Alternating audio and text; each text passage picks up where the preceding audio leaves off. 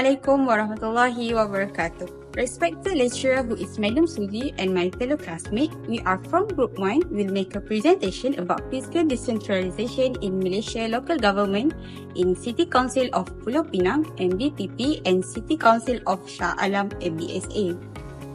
My name is Lisuriani binti Ahmad Hadi and I will explain the concept of fiscal decentralization. Theoretically, fiscal decentralization refers to the transfer of financial authority from the central government to local government.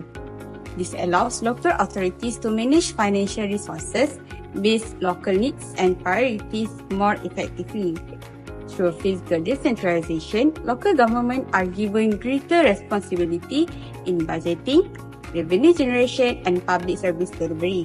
As a result, this approach can improve efficiency, accountability, and responsiveness addressing local community needs, particularly in supporting sustainable urban development. Next, I will discuss several issues related to fiscal decentralization faced by local government, specifically Majlis Bandaraya Pulau Pinang and Majlis Bandaraya Shah Alam. The first issue is limited fiscal autonomy. For MBPP, the local authority is strongly supported by non-exchange transaction, with non-exchange revenue amounting to approximately 316.3 million ringgit in Malaysia, representing 55% of its total revenue. In addition, MBPP also receives state and federal contribution amounting to 70.5 million ringgit in Malaysia. Meanwhile, MBSA receives support from federal and state funding, particularly for low carbon city or LCC initiatives. These funds are used to support low carbon infrastructure, sustainable mobility, and provide financial as well as technical support for sustainability programs. The second issue is the dependence on transfers. Both MBPP and MBSA rely heavily on grants and external funding, which may limit the financial flexibility of local councils in managing expenditures according local priorities. For example, MBPP depends on funding support for projects such as the Bukit Kukus project, while MBSA benefits from transfer to support Smart City initiative.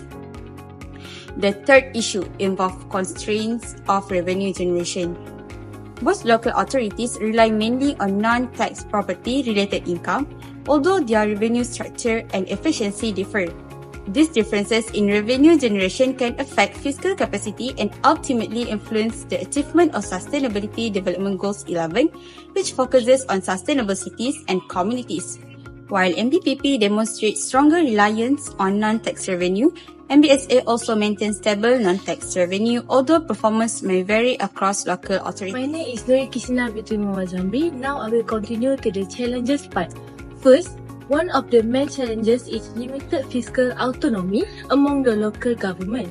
Local authorities such as MBPP and MBSA still spend heavily on financial support from the federal and state government. Because of this, local councils have limited power to independently manage development, project and public service. In some situations, project may also be delayed when funding approval take a longer time. Second, local government face heavily dependence on federal and state government funding. Many sustainable development projects, including smart city and infrastructure initiatives, require grants and transfer payment from higher level of governments. This creates financial uncertainty because local council cannot always guarantee stable funding every year. If government allocation are reduced, public service and development projects may be affected. Third, they are constrained in generating local revenue. Most local government mainly depends on property tax, parking fee and non-tax revenue. However, the amount of revenue collected is different for each city because of differences in economic activity and development level. As a result, smaller or less developed area may struggle to provide better facility and infrastructure for the community. Thank you to the previous presenter. So, my name is Muhammad Taqiyuddin bin Zamri, 2026120017, and I'm going to continue the next part with recommendations that local government can take. Now, let's move on to the recommendation part that can local government take in order to combat the challenges that they have faced. So, the first one would be that they can raise higher taxes rates toward the big companies in their respective areas. So, in order to do so, they must make sure that the higher tax rate must be in accordance to Section 130 Section 2 of Local Government Act. Local Government Act define local city councils that they have the authority to collect taxes. Certain taxes such as property tax, entertainment tax, and all of that. So, Section 130 Section 2 define as the section provides that local government may raise or may set a certain rate of tax as high as 35% per annum of the value of the company. So, for example, in MBSA and MBPP, since MBSA have the property tax rate at 25%, so in applying this initiative, they may raise tax a bit, but they may not up until 35, but maybe until 20%, maybe until 32%, so that the big companies may pay higher taxes because of their nature of being a big company. Big companies here defined as companies who have the paid up capital up until 5 million or their return of revenue until 50 million ringgit. The importance of applying this initiative to big companies only, so that the local entrepreneurs can build their business from the bottom, from the ground up, so that their business ship is strong. Okay, now let's move on to the second initiative, which would be public-private partnership or PPPs. The World Bank Group defines PPPs as a mechanism that allows the local government to develop and improve the local infrastructures that are published in their respective areas. PPPs, how does it work?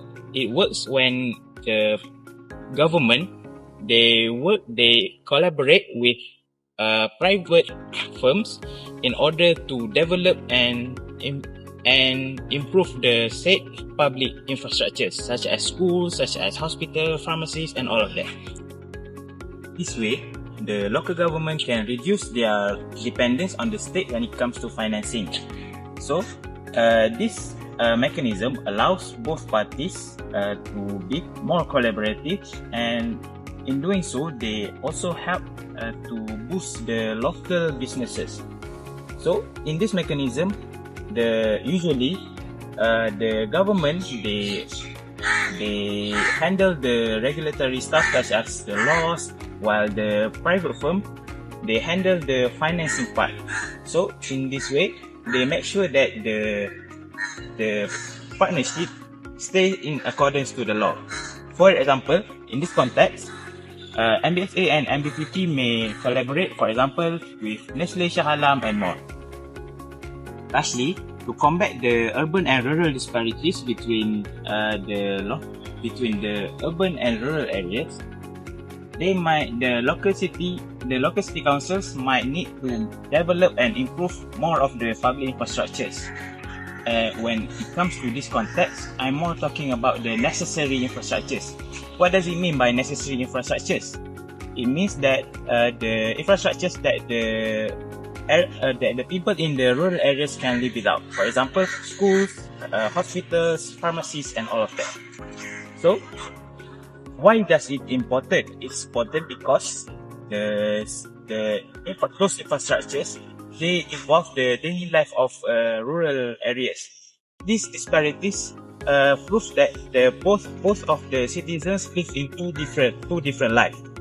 The people in the urban areas, such as the citizens of Section 14 of Shah Alam, and the people of the Kampung Lombong also in near area Shah Alam, they live two different lives because the citizens of Kampung Lombong, they have to travel at least 20 kilometers to go to the nearest hospitals. So these disparities prove that the quality of life in the area must be improved in pursuit of SDG 11. that's all from me. So for the implication part, I will pass it to the next presenters. My name is Nur Amira Aisha binti Ahmad Saidi. Today, I will present implications on fiscal decentralizations in Malaysia local governments, focusing on MBPP and MBSA and its relations to SDG 11. Firstly, fiscal decentralizations improve community participations and accountability. This is because local governments like MBPP and MBSA are closer to citizens and can involve them in decision-making through public consultations and town hall meetings. For example, MBPP involve residents in Georgetown heritage planning, while MBSA collect public feedback on plot and neighborhood issue. However, according to PANG 2008, local governments in Malaysia are still not fully elected. Secondly, fiscal decentralization support environmental sustainability. MBPP focuses on issues like coastal protection, waste management, and heritage conservation, while MBSA deals with floating and urban expansions. Both councils implement local initiatives such as waste separations, drainage improvement, and smart monitor system. This is support SDG 11 goals on sustainable. Thirdly, fiscal decentralizations improve public service delivery. Local government can respond faster to community needs like road maintenance, drainage, and waste collections. For example, MBPP improve traffic management in Georgetown, while MBSA upgrade drainage and public park. However, MBPP has stronger revenue sources compared to MBSA, which creates differences in service efficiency. In conclusion, fiscal decentralization helps improve participation, sustainability, and public services, but its impact is limited by Malaysia's partially centralized system. To wrap things up, our comparative study highlights a crucial reality which fiscal decentralization is an incredibly powerful tool for achieving SDG 11. Its success in Malaysia is currently holding back by limited local autonomy and heavy reliance on central government grants. Moving forward, if councils like MBPP and MBSA are to build truly sustainable and resilient cities, they must break free from this financial dependence. We can achieve this by actively diversifying local revenue streams such as utilizing Section 130, Subsection 2 of the Local Government Act and forming strategic public-private partnership. Ultimately, securing this financial independence is the definitive key to upgrading our infrastructure, closing the urban divide, and delivering the sustainable public services our communities deserve.